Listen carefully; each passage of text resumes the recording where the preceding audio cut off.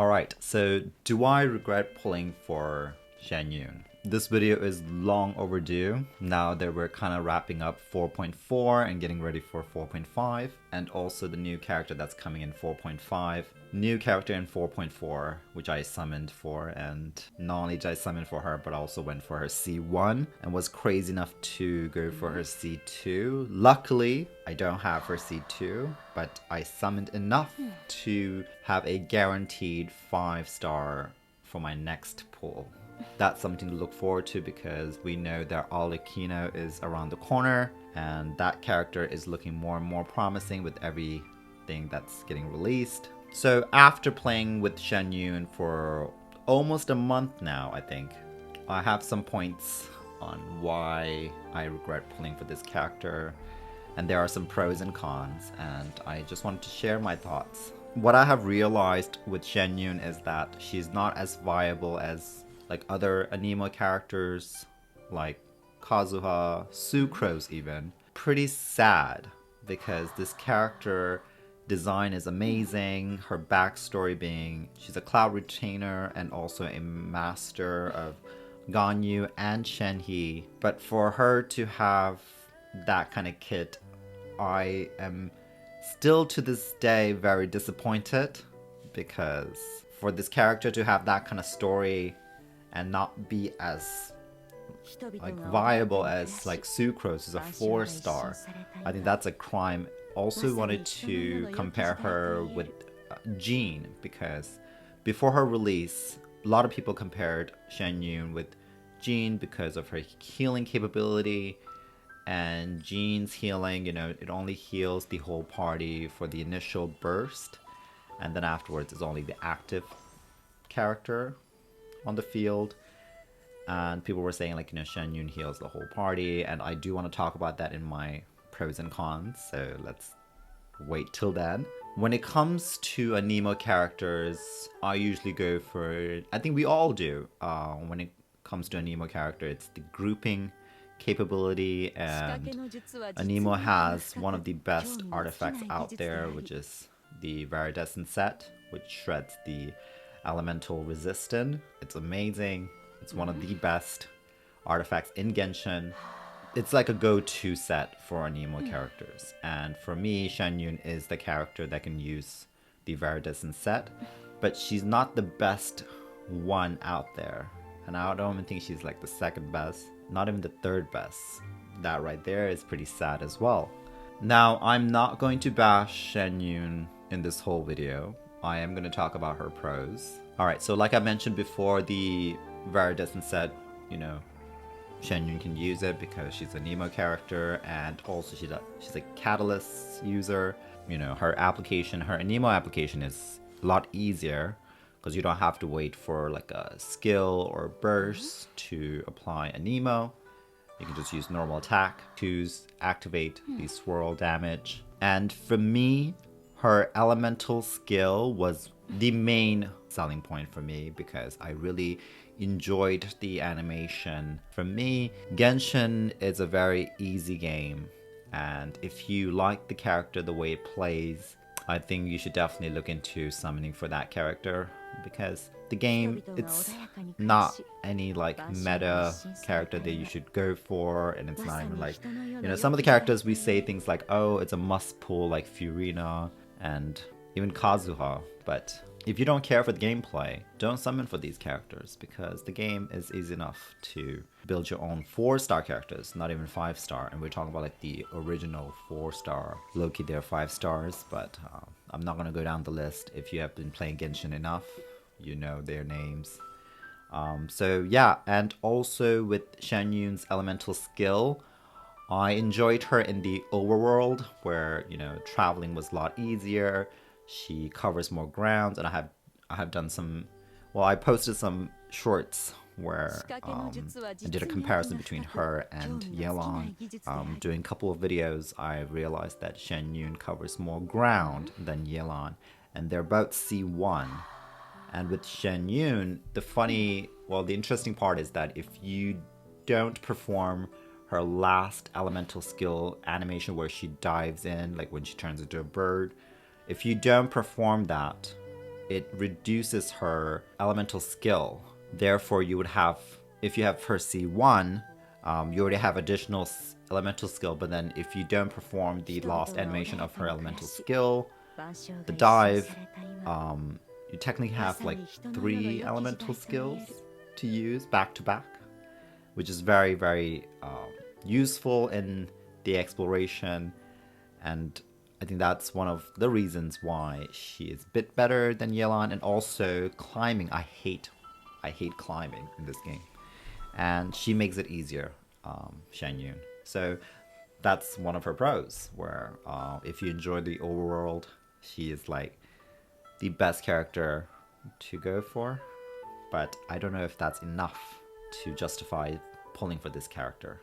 And also her healing capability. I guess it has pros and cons, so right now we're talking about pros, so let's talk about her healing in the pro side, which is she heals the whole party. And her healing duration is, it's long, but it's not. See, I'm going to the cons, so let's just stick with the pros. It heals the whole party, and that's about it. If you like plunge attacks, she's a go-to character. Like for Xiao, even, like if you like Xiao's game style, gameplay, you would definitely like Xianyun, because she turns your characters, other characters, into Xiao. So there's that. Now, on to the cons. No grouping capability like Kazuha, Sucrose, even Jean with her elemental skill. I know Jean's grouping is not the best, but the fact that she provides some grouping, and now that we're in the 4.4, and this gorgeous character like Xianyun, she doesn't even have any grouping capability, which is pretty sad. And for a Nemo character to not have a grouping capabilities, it's very disappointing. Now, on to her healing. Her healing, even though it heals the whole party, it's not enough.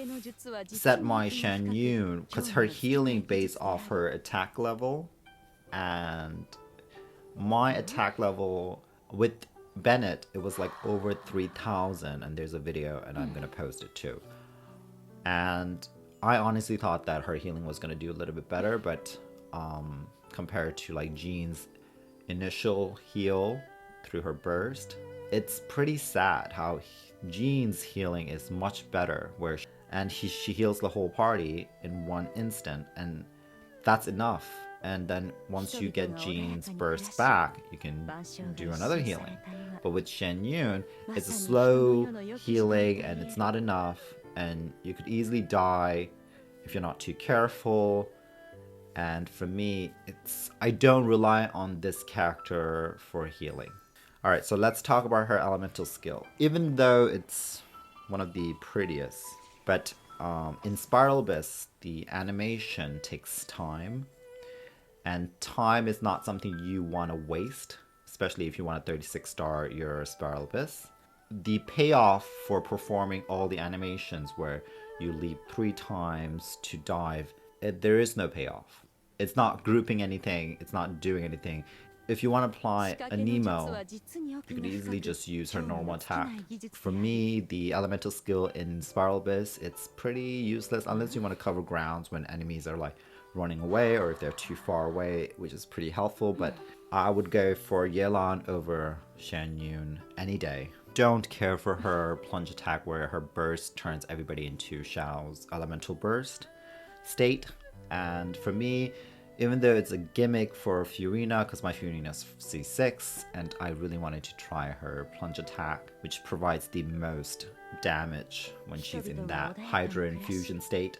But the animation again, where she jumps up and down, it takes time. And for Furina, there's only 10 seconds that you have to perform 6 infusion attack. And with your plunge attack, it takes too much time. So you're not putting out as much damage as you would when you just do a normal attack. And for me, it's not enough. It's not worth doing the whole animation to just get that one big number where you could perform 6 attacks. And also with C6, Furina, the more attacks you perform, the more healing it will provide for your whole team. I think maximum you can get like 2 or 3, but sadly it's not enough.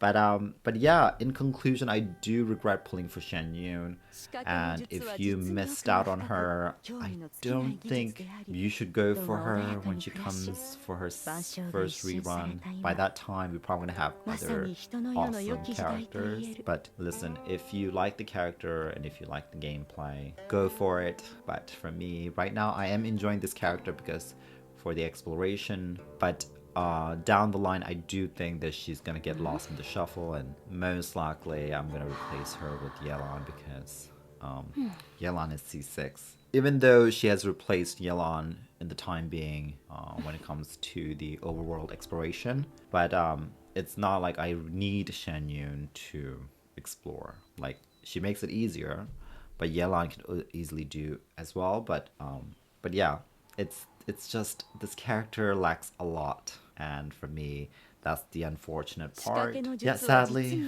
I do regret pulling for her, and the fact that I pulled for a C1, that's just crazy. I don't mind her C1 now that I have the character, but yeah. So I am very excited for not for 4.5 because I'm not gonna pull for that. I don't even know her name.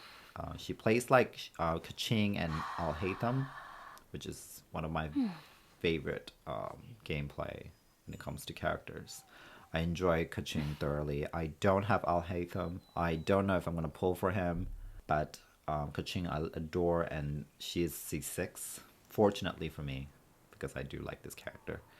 And also 4.6, that's what I'm waiting for because I think that's when we're gonna get Arlecchino and also Fiorina's rerun, even though my Fiorina's C6, but I do want to go for more copies of her signature weapon. I only have R1 right now, so there's that. Alright, so thank you so much for stopping by. If you pulled for Xianyun, do you regret pulling for her? And if you did not, are you going to pull for her rerun? Are you saving? I don't know. So please comment down below, and I will see you next time. Bye-bye.